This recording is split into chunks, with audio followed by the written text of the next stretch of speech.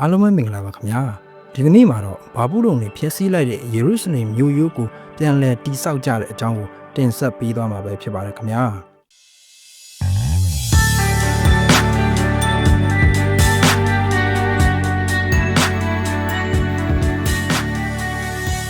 ဗီဒီယိုလေးမစတင်ခင်မှာကျွန်တော်ရဲ့ channel လေးကို like and subscribe လုပ်ထားပေးဖို့မေတ္တာရက်ခံချင်ပါတယ်ခင်ဗျာ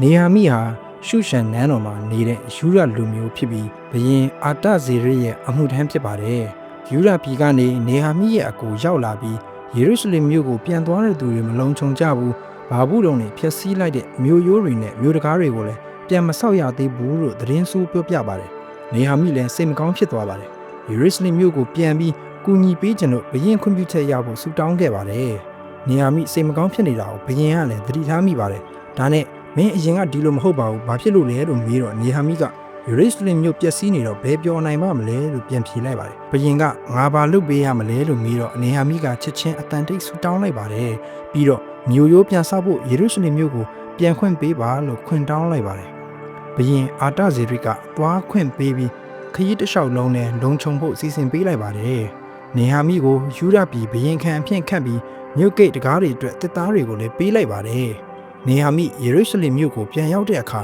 မြို့ရိုးတွေကိုစစ်ဆေးပါတယ်။ပြီးတော့ယေဘရဟိတ်တွေခေါင်းဆောင်တွေနဲ့တွေ့ပြီးအခြေအနေတော်ဆိုးတာပဲချက်ချင်းအလုပ်စားလုပ်ဖို့လိုတယ်လို့ပြောပြီးတော့လူတွေလည်းသဘောတူကြပါတယ်။ဒါနဲ့မြို့ရိုးကိုစပြီးတော့စောက်ကြပါတယ်။ဒါပေမဲ့ဣသရေလလူမျိုးရဲ့ရန်သူတချို့ကမင်းတို့စောင့်နေတဲ့မြို့ရိုးဟာမြေခွေးတက်ရင်အောင်ပြိုမှာပဲဆိုပြီးလှောင်ပြောင်ကြပါတယ်။ဆောက်လုပ်နေသူတွေဟာလောင်ပြောင်တာကိုဂရုမစိုက်ပဲဆက်ဆောက်ကြပါတယ်။တဖြည်းဖြည်းနဲ့ခိုင်ခန့်တဲ့မြို့ရိုးရုပ်လုံးပေါ်လာပါတယ်။ရန်သူတွေဟာအရရက်ကနေလာပြီးတော့ယေရုရှလင်မြို့ကိုရုတ်တရက်တိုက်ခိုက်ဖို့ကြံစီကြပါတော့တယ်။ဒီသတင်းကိုကြားတဲ့အခါဣသရေလတွေကြောက်ကုန်ကြပါတယ်။ဒါပေမဲ့နေဟာမိကမကြောက်ကြနဲ့ဖျားခင်ကငါတို့နဲ့အတူရှိတယ်လို့အားပေးပါတယ်။ဆောက်လုပ်နေသူတွေကိုကာကွယ်ပေးဖို့အဆောင်နဲ့ချထားပေးတဲ့အတွက်ရန်သူတွေတိုက်ခိုက်လို့မရပါဘူး90နှစ်ရက်ထဲနဲ့မြို့ရိုးတွေဂိတ်ကားတွေကိုအပီစီဆောက်လုပ်နိုင်ခဲ့ကြပါတယ်နေဟာမိဟာအနံပွတ်တဲ့လေဝိသားအားလုံးကိုယေရုရှလင်မြို့စီလာဖို့ခေါ်လိုက်ပါတယ်သူတို့ကိုတချင်းတဲ့နှစ်ဖွဲ့လိုက်ပါတယ်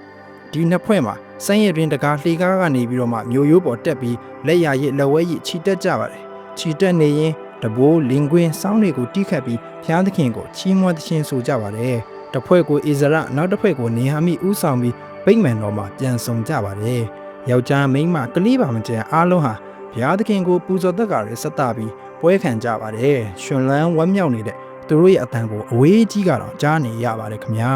အဆုံးထိနားထောင်ပေးတဲ့အတွက်ကျေးဇူးတင်ပါတယ်ခင်ဗျာ